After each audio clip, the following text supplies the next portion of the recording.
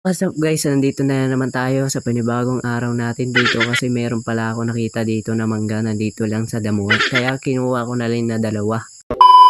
Dito pala tayo sa puno ng mangga kasi sobra talaga ang dami ng mga bunga. Kaya mangunguha muna tayo ng mangga, wag muna natin patagalin, tara let's go. Lagay ko muna yung aking cellphone sa damuhan para meron nagbibideo sa akin. Kinuha ko pala yung aking tsinelas para itap. Oh shit! Kinuha ko pala yon ng aking tsinelas kasi wala pa akong makuha ng bunga.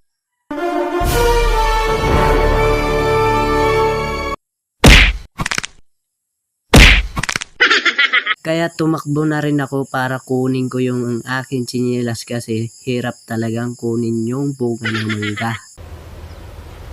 Wait a minute! Who are you? Oh shit!